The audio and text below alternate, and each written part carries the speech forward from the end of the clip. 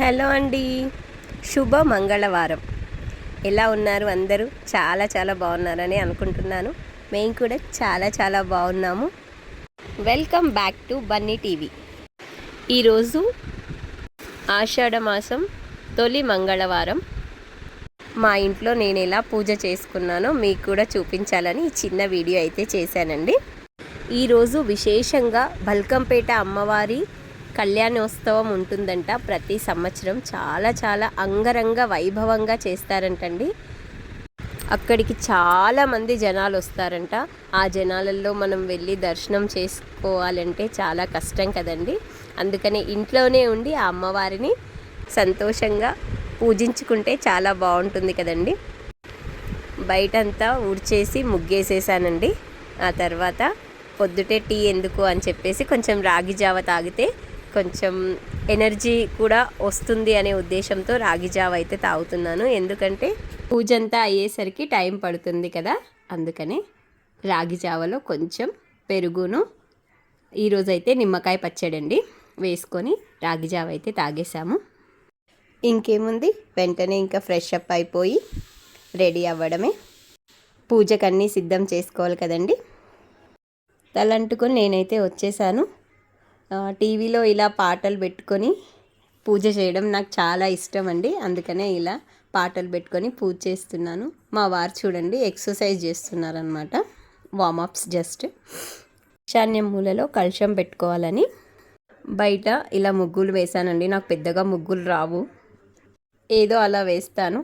చూడండి ఇక్కడైతే నేను పసుపుతో అలుకుతున్నాను. ఇక్కడ ముగ్గు వేసి అక్కడ చెంబు పెట్టుకుంటాను అనమాట. గడపకు కూడా పసుపు రాస్తాను. నేను శుక్రవారం మంగళవారం ఖచ్చితంగా పసుపు రాస్తానమాట. ఇలా ముగ్గు వేసేసి కొంచెం బియ్యం వేసుకొని చెంబులో వచ్చేసి రాగి చెంబులో వాటరు, 5 రూపీస్ కాయిన్, పువ్వు, పసుపు, కుంకుమ వేశాను. కింద అయితే బియ్యం పెట్టేసి అలా పెట్టానమాట చెంబుని. ఈ విషయం అందరికీ తెలిసే ఉంటుంది. ఇక పూజా మందిరం మొత్తం ఇలా సిద్ధం చేసుకున్నానండి. ఫోటోలన్నీ తుడుచుకొని బొట్లు పెట్టేసి పువ్వులు పెట్టేసి ఇలా అలంకరించుకున్నాను. లక్ష్మీ అమ్మవారి ముందు 2 ఏనుగు బొమ్మలు ఇలా తెచ్చుకున్నాను. చాలా బాగుంది కదండి. బయట గడపకైతే ముగ్గు ఇలా వేసుకున్నానండి. చెప్పాను కదా నాకు పెద్దగా ముగ్గులు వేయడం రాదని. ఇలా పూజ చేసుకుంటే మన ఇంట్లో ఆ వైబ్రేషన్సే వేరుగా ఉంటాయి కదండి. మనసంతా ప్రశాంతంగా ఉంటుంది, చాలా ఆనందంగా ఉంటుంది. మా వారు కూడా ఫ్రెష్ అయిపోయారు. తనకి బొట్టు పెట్టి దేవుడికి మొక్కడానికి రమ్మని చెప్తున్నాను. అలా అయితే దేవుడి ఆశీర్వాదం అయితే తీసుకున్నామండి. ఇక నాకు కూడా బొట్టు పెట్టారనమాట మా వారు.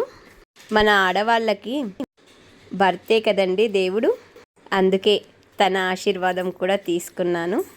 వాళ్ళు బాగుంటేనే మనం బాగుంటాం, కుటుంబం బాగుంటుంది. ఇంకా మా పెద్దల ఆశీస్సులు కూడా ఇద్దరం కలిసి తీసుకున్నాము. అమ్మ, నాన్నగారు, మా అత్తయ్య, మావగారు ఆశీర్వాదాలు అయితే వచ్చేసాయి మాకు. అయ్యో, నేను పాయసం చేసిన వీడియో అయితే మీకు పెట్టలేదు కదా, అందుకే లాస్ట్లో యాడ్ చేశాను. నేను అమ్మవారికి ఇష్టమైన నైవేద్యం సిరా చేశానన్నమాట. సింపుల్గానే చేశానండి. ఫస్ట్ అయితే నెయ్యిలో డ్రై ఫ్రూట్స్ అయితే వేయించి పెట్టాను. అదే నెయ్యిలో 1.5 గ్లాసు రవ్వ వేసి మంచిగా దూరగా వేయించాను. ఆ తర్వాత అందులోనే వాటర్ వేసేసి అది మరిగిన తర్వాత రవ్వ వేసి కలిపేసి 1.5 కప్పు షుగర్ కూడా వేశాను. అందులో కలిపేసిన తర్వాత కొన్ని పాలు పోసుకున్నాను. ఆ తర్వాత ఇలాయచీ వేశానండి. ఇదైతే షార్ట్ వీడియో అప్లోడ్ చేశాను నేను, అది కావాలంటే వెళ్ళి చూడండి షార్ట్ వీడియో. కానీ టేస్ట్ మాత్రం అద్రిపోయిందండి, సూపర్గా కుదిరింది అసలు. ఇవాళ పూజ చేసుకున్నాను కదండి. ఇవాళ ఆ అమ్మవారి ఆశీస్సులు మనందరి మీద ఎల్లప్పుడూ ఉండాలని కోరుకుంటున్నాను.